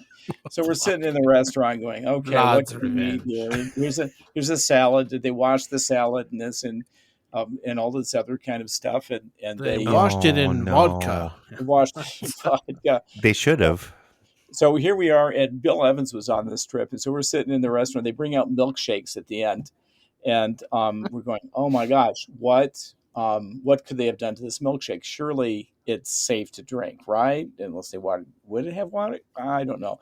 So Bill goes, "Okay, well, I'm going to go ahead and try this because I'm thirsty." So he goes. He has a mustache at the time, by the way, which he doesn't have now. And so he drinks this milkshake, takes a big swig of it, brings the glass down, and there's a giant cockroach hanging on the edge of his mustache. So How do I not remember that? Huh? there you go. But well, John, maybe you weren't in the Hotel Druzhba. They told me. Yeah, that's true. I might have been. Because here's the odd thing, and once again, here was the Soviet paranoia. There was when we met up with the other groups, we said, "Okay, we don't have any hot water. Is your hotel must be close, right? We can walk over there." They said, "No, it's far away." We found out later it wasn't. It was just a couple of blocks down the road. They wanted to keep us all separated out, and it was just very, very bizarre, actually. So there you go. There was the end of that trip. We ended up again in Romania for the end of the trip. And we were supposed to fly. What was the deal with that one? That Dad told me later. We only found out later that they deviated the flight plan, like in the middle of it, and which is a really that was bad weird. idea. Yeah, at that time we probably could have been shot down. But our plane landed in a place called Timișoara, and it is in Timișoara. It's in Carpathia. That's a part of that's part of Romania. It has Dracula's castle in it, basically, Carpathian Mountains. In any case, so we land at this airport, and we're coming in, and it is a rough looking landing strip. There's like grass growing out of cracks in the landing strip. There are these old MiG jets that were all falling apart and rusting on the side of the landing field and all of that. We pull up to the place. There's this little building. It's locked, and so finally one of the guides goes around and finds somebody on the other end. And we go into this place. We're immediately surrounded by guys with machine guns, Romanian army guys, and they're pointing them at us, and they process us through. The whole thing, they put everybody's luggage through this giant, it looks like an industrial sized dishwasher you'd find in a restaurant. This giant lid they'd bring this giant lid down. They'd look through this little screen, and they'd point and laugh every once in a while and all this stuff, and brought it up. It was really, really bizarre. So, everybody was doing that. My job one of my jobs on that trip was to be equipment manager. So I had this equipment manifest, and everything had to check out, right? You had all this red tape to make sure you weren't inventory specialist. And so I had to go out and talk to the head honcho back who was there, who didn't speak English, and who had an interpreter. So he had this big cart there with these like giant wheels on them, and it was very, very kind of bizarre and old fashioned. In any case, we're loading instruments on there. You'd point to one and ask me what it was, and through the interpreter and all of that. And yeah, okay, what's that? Oh yeah, that's what's that case? I said, well, it's a xylophone. Oh, he goes, okay, xylophone, and then he mimics playing the xylophone. Meanwhile, these guys are staring down the barrels of these machine guns and all this stuff. And then he gets to another case, and he goes, oh yeah, what's that? And I go, it's a trumpet. And he says, oh, Louis Armstrong. Yeah. There you go. So we probably should have died many times. Okay, so I got one more story. So in that same airport, there was the plane taxis around. One of the other chaperones saw this. The plane gets ready to go back, and it turns around. It gets repositioned on the runway, and it stops. The window of the plane. This is a prop job. The window of the plane opens, and the pilot throws something out, and it lands on the tarmac there. And after they'd taken off, they went and got it. It was some kid's passport that they left on the plane. So whoa. Wow. Jeez. You might need this, kid, Might need that kid, yeah. 'Cause Might need that. we're getting out of especially if you're Czechoslovakia. blonde. That was Timisoara. Now, the hotel we were in was, we saw it 6 months later in the summer when they had a revolution. And that's where it started, right outside of that hotel. And we in the Wow. joke we had after that was, oh, hey, what made this this revolution happen so soon after we were there? We thought, oh, it's that Vogue that they left in the hotel room. That's right. Yeah, it is crazy how very shortly after we were there, everything changed in that country. I blame your dad. Yeah, it was Dad revolutionary. Subtle. He had some meetings. It was subtle, but yeah. it's no coincidence. So that the Romania leg of that trip, definitely was the most scary. And Ceausescu and his wife, they were brutal dictators. They were like Stalin, basically illiterate. They had the only books you could buy in bookstores. I remember Bucharest when we were there. That was it. They had these little red books, and that was it. They didn't sell any other books there. And they were unfortunately they were like closed. So otherwise I would have bought one. It probably would have been a good souvenir. But those You books might have got it pulled aside, though. well, they were so illiterate they didn't even write the book. They had ghostwriters write them and all that. So they took Jeez. those two people out, and they had a quick trial out in the country. Ceausescu and his wife, and every military person there emptied all of the ammunition that they had on them. They literally had hundreds and hundreds of bullet holes in them. That's how. Yeah, that's how they just executed him. Yeah. Yeah. They just So there you have And it. someone had to count them all. Yeah. And so there then we drove, when we were done with that city, we drove through the countryside into Austria, I think is where we entered. Freedom.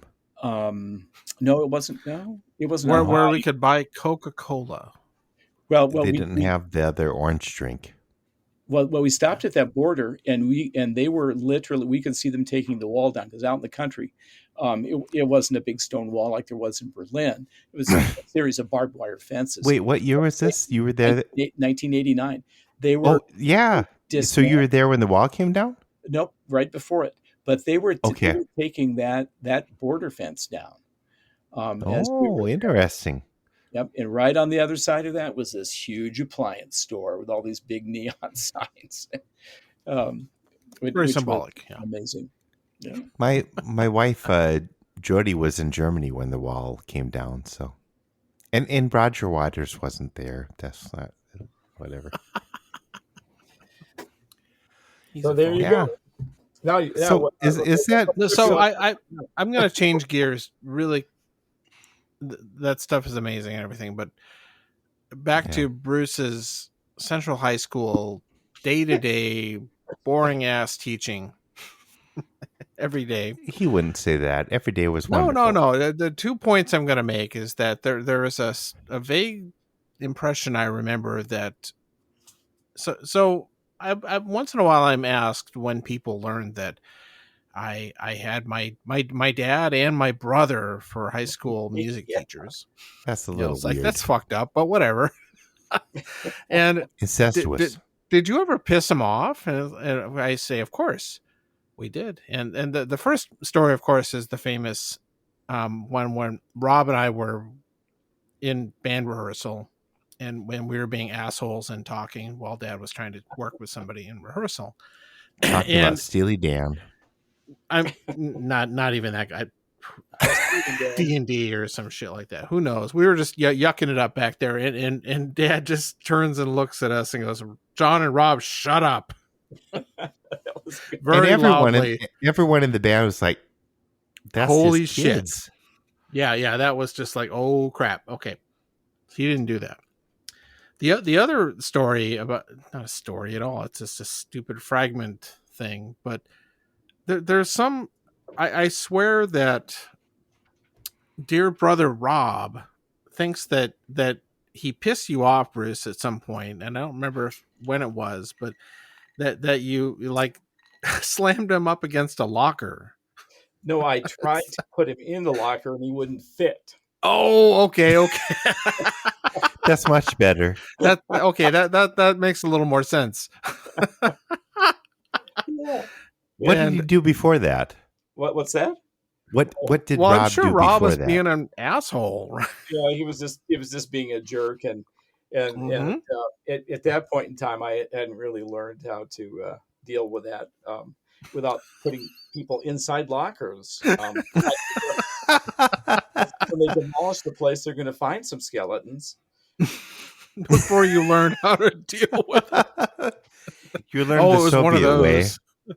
And the last thing I'll point out is, and stab from the past time. Stab from the past. Bruce is a prolific coffee drinker. He had in his office at Central, he had multiple coffee mugs that weren't quite finished, and they started growing mold and weird little things, stuff, and every so often a student would grab one of them and look in there like, holy shit, what is in there? These crazy old coffee crusty things that sticks out in my mind for some reason. Oh yeah, were you around? You weren't around with the hamburger incident. You told us that one, or at least I've heard it, but I missed out. The hamburger incident. Well, okay, Not in Hamburg. So in the bass. One day there was a bass player student who was complaining about a bad odor coming from their bass. And Stinky so bass. I looked in the sound hole there, which is also called the F holes. But I said sound hole because if I said F holes, there would be jokes then, right? Yeah. So I didn't say that. So I didn't say that. And so the bunghole. here in this bass was a McDonald's cheeseburger. He was in a McDonald's band. Still in a wrapper, and so we somehow got it out. So I had this jar, like you get these jars, and it's got a little wire thing, and it's got a seal in it, like I think there were nuts or something in it, right? Walnuts. So yeah, it could have been walnuts. And Jim Beam walnuts. We've come full circle. Yeah, sorry, keep going. God bless you. So anyway, I thought, okay, I'm going to put this McDonald's cheeseburger in this thing, and see. And so I put it in there, and I kept it in there for years, and it never changed. Yeah, it's the Twinkie of fast food, isn't it? Absolutely. Once I found a really, really old McDonald's French fry, and I was cleaning out under the seat of one of my cars, and it looked exactly the same as, I don't know. It's scary. Don't eat them. So anyway, after several years, it was 4 or 5 years. It was a long time. I was showing that jar to somebody, and they went, "Hey, what's that in there?" And there were maggots infested. It was infested with maggots. It was really gross. Wow. I don't know if it was some sort of maggot that took. How did they get in the jar? I don't know. It was so there were eggs evidently in the burger. It must have been. This is gross. Of course, how long was it in the base, though, is the question. If it smelled. Yeah, see, that's the thing. It's all about the base. I don't know. No, I only got to experience your leftover coffee residue. So. Oh, well, see, I'm sorry that you couldn't have had a more entertaining time there. Yeah, well, But, you were so just how getting many warmed cups up of at coffee that point, did you have during the day? Oh, enough to ruin my stomach, so I really can't drink much coffee now. So that was quite. I get that. I managed a coffee shop for a while, so actually at the time I was, drinking soda, not this orange soda from wherever, but Brief Corp. Coke. I was drinking Coke, but that started to screw up my stomach. So then I switched to coffee for a little bit, but that can do it. And now you drink whiskey and it's fine, right? No, it's all good now. Not in the morning. I still drink coffee. Yeah. Well, those early days they were a lot looser, and back then people were all still smoking, and we'd always smoke in the teachers' lounge and all. In fact, you could. It was permissible if students weren't around. You could smoke. I used to smoke in the orchestra room because that's back when I smoked on weekends. I'd go there to practice. I lived in an apartment, didn't have any place to practice, so I would light up, and it was not unheard of. Some people smoked in their offices sometimes, and Yeah. they were really different times in the It school. was basically a high school madman. Yeah, going. Yeah. Oh yeah, much like it. And the Yeah. doors weren't all locked up and Yeah. all of that. In fact, there's one story so Carol Saunders was the drama person there for the longest time. when I was at school there, yeah. So it was after you were there, but she had this morning drama class or something, and this was I can't remember when this was, but in any case, she would have guest speakers come in, and so one morning, this guy apparently came through, and went into where this class was sitting there waiting for the guest speaker, and uh, he apparently started talking about all kinds of crazy things. He was wearing a military jacket and fatigues and all of that, but he was very Oh boy. and he had remote It was Justin Speck. in his pockets, and he started to remove his clothing, and before long he was stark naked, standing in front of What? the class. He was yelling about people controlling him from outer space and all of this, and Wow. Behemoth. That was not Justin. Wasn't it was Behemoth, though. and somewhere along the line, I became aware of this, and I was in another part of the building or whatever. In any case, I got one of the vice principals, and we threw a piano cover over the guy and shuffled him off. And then I went to my elementary school because I was a traveling teacher. I went up to Robbinsdale, and I was in the lounge there, and I said, "Well, oh man, this happened. This guy came in and threw all of his, took all of his clothes off and all this other stuff, and the remote Oh my control God.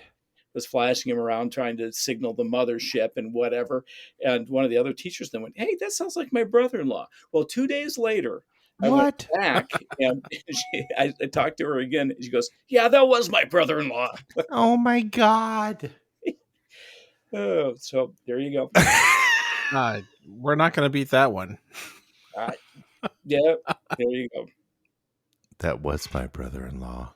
So what else do you want to know? All the secret files have been released. Oh. Well, let's. Here's the dumb question everybody wants to ask you is, what now?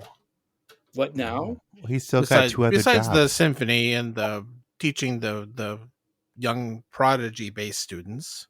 Young prodigy-based students. Are you have a big backyard to work on? You have a solar farm you're constructing, things like that. Right. What are you up to? I'm getting into solar farming, which I'm doing as we speak. I'm going to have to move some of those panels around, as a matter of fact, as the sun angle has changed. But to run as much as I can on solar, and I can partially charge my hybrid plug-in electric car with that. So it goes through a solar inverter and all of that. So that's what I'm doing, and I can run some other stuff. It could also be a backup generator as well. So I've been fooling around with that, and yeah, we got a garden back there and all of that. I used to have hobbies, and I'm trying to resurrect them. So I've been taking more pictures than I. Right, you were a photographer. My new So my new project, by the way, is taking every week, every Sunday morning, I go downtown and take a picture of the new building that's going up, which is kitty corner from the Alex Johnson. It was a parking lot, and now they're building a big apartment / retail space. Oh, weird. It was supposed to have a parking garage in it that normal people could use. Oh, Phil, you won't recognize downtown Rapid City. I haven't been there for many years, but pretty soon I'll be back. Ladies and gentlemen in Rapid City, our listeners, come see me at Colonial House on April blah, blah, blah. No, whatever. What you should do is tape in front of the statue of Richard Nixon, which is on that corner. No, That I is my love that. favorite one. Yeah. I'll, And by I'll, the least, way, I'll at least need a picture there. the tie-in here is that in that spot were a couple of notable places. One was Schneider Music was in that space before they raised that whole block. And that's gone? Yeah. Oh, and the whole part of the block has been gone for years. Yeah. Oh, wow. Oh, yeah. And the Rapid Theater, of course. Yeah. Also, they're called the Well, Rec yeah. Theater. And when I was cleaning out my office, I had taken when they were tearing down the Rex and they were halfway through the demolition. I went in there and shot a whole bunch of pictures. Yeah, I think I went with you. Oh, yeah. Okay. I remember poking around in there. Yeah. And I took a brick out of there, this big brick. That I'm going to take this souvenir brick. And I was getting tired of tripping over it in the house. And so it ended up in my office. So that was one of the things that I brought back, brought this big. So I got a brick from the Rex there in my basement. That's special. I think so. Well, that's the first play. That's the first, I think that's the first time the first Star Wars movie was there. I remember going to that movie there. Oh, man. Yep. And the first Star Trek movie. I remember standing in line for that too. Yeah. At that place. E.T.? Yeah, there were saw a lot of big movies there. Yeah, yeah. And I remember And that. we all had to wait a long time to go in. We had to go around the block 3 times. Oh, is that how you go back in time? And oh no, okay. Oh, I thought it was a time travel thing. Well, that would be more interesting than what we just said. So Yeah, so I remember that first time we saw Star Wars, John, with Dad, and you and Rob, I think, had already been to it 18 times or something. I said, "Hey, it's really good. We're going to go again." So we went. It was fantastic. What did your dad say about that? Oh, he loved it. well, no, he did. Yeah. Oh, okay. He didn't go can as just many imagine times him as we having did. some jokes about it, though. He had real things to do. But Yeah, well, there you go. I can just imagine the no, I comments think he we had saw there. it like 14 times that summer or something. Rob and I did. We were probably in the same theater at the same time. I think Could I be. saw it at least 8 times. That's amazing. Well, we will definitely do I'm going to wrap it up probably, unless you guys want to It's all good. do a marathon. Yeah, but we have been at it. We have been at it for a while, but I didn't get to give more stories about the China trip. But however, I will say I'm actually just kidding. There aren't that other than the Great Wall story. It was pretty uneventful. It wasn't very dangerous. The hotels were too modern, and that's the problem, right? The old scary stuff's a lot more fun once you get through them. Once you get through them. Well, we can definitely do some follow up when we have our part 1.5 or whatever that we will do in August. Sure. I don't know. And what's if going on. we're lucky, we'll get this one released before then. I hope so. I'll Never know. Try. It's usually my fault. It's all your fault, Phil. John's first edit pass is much faster than mine. I have to add some things. Bob, Okay. it's an Oh elevator yeah, the song. Oh geez, we got to get Bruce on bass. How could we even? Yeah, there's so many ideas. Can we have a double bass? Both of you on bass? Of course. Well, And yeah, me- we and me can. singing? There's a famous to us piece called "Two Bass Players Meet in the City." Oh yeah. Okay. That one. Yeah, we got it. Can we get not the that rights to great, that? Will we get sued? Yeah. Probably. So we'll have to come up with something else. Oh, okay. We'll do something. 2 basses in Rapid City. Two bass players meet at the Rex. Well, that's it. We'll take from there. Hopefully by then I'll be able to play bass again, because I still can't lift. I'm not supposed to lift anything past 10 pounds. So it's You had some surgery, right? Yeah. I had back surgery, and they removed some things that were pushing on my spine, causing pain and my feet constantly. So kind of scary. They gave me pictures too. When you're here, I'll show you the pictures. Oh, nice. I look Can't forward wait. to that. But just imagine the floor of a butcher shop. You get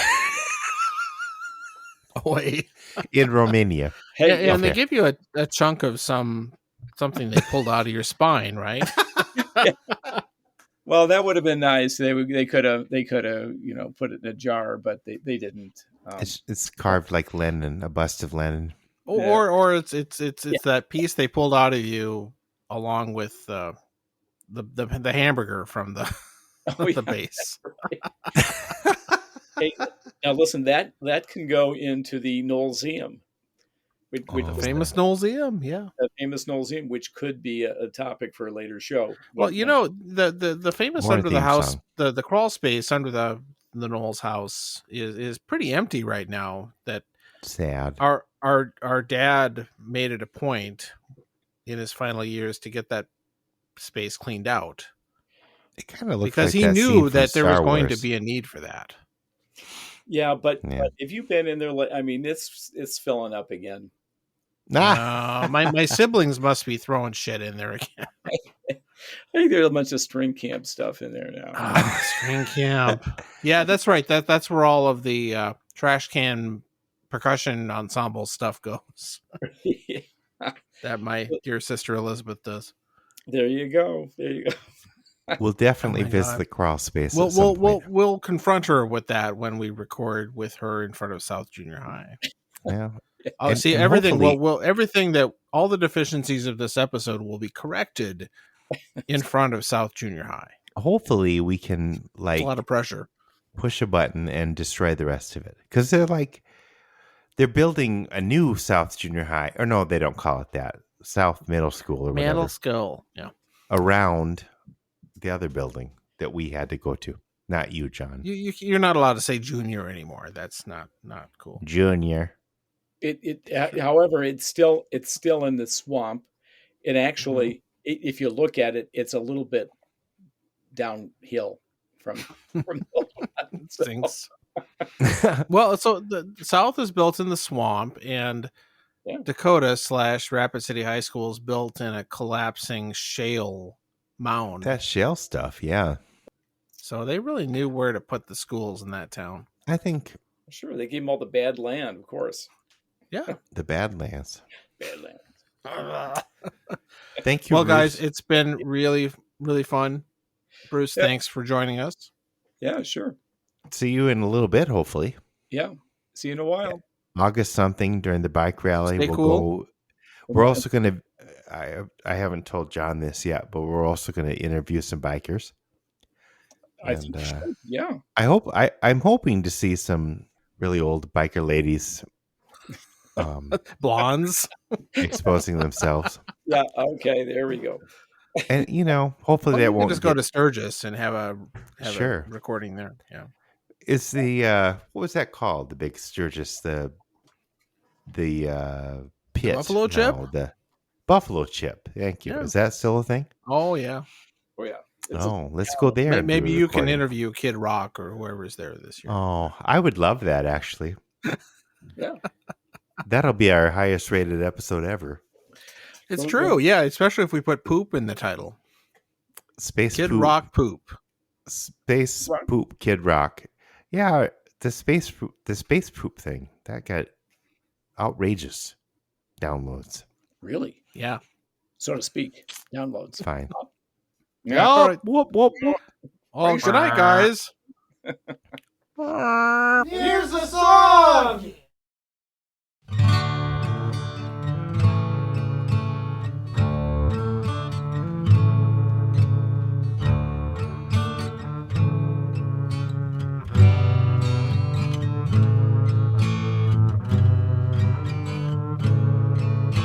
The world is filled with political strife. You cut yourself with a butter knife on a Linda McCartney frozen dinner. Now you only eat meat thanks to B.F. Skinner.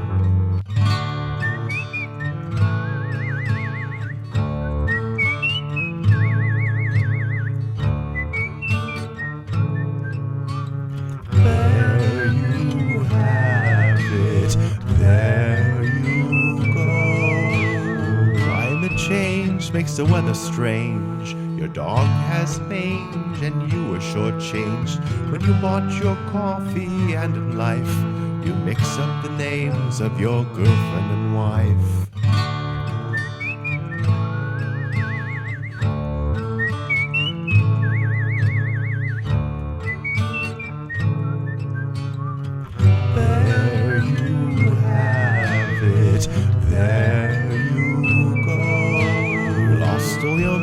on the stock exchange. You feel estranged from your home on the range. If life was a horse, you'd want to say, whoa. There you have it, there you go.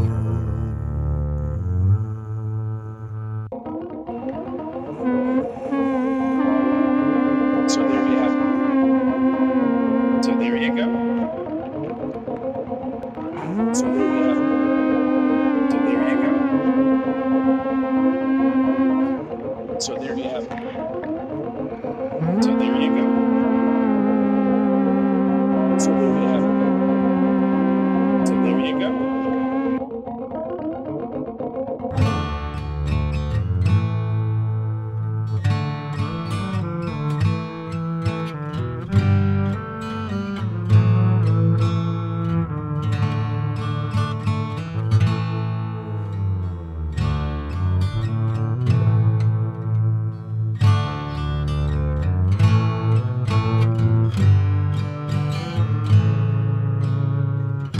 Life was a horse, you'd want to say, whoa. There you have it, there you go.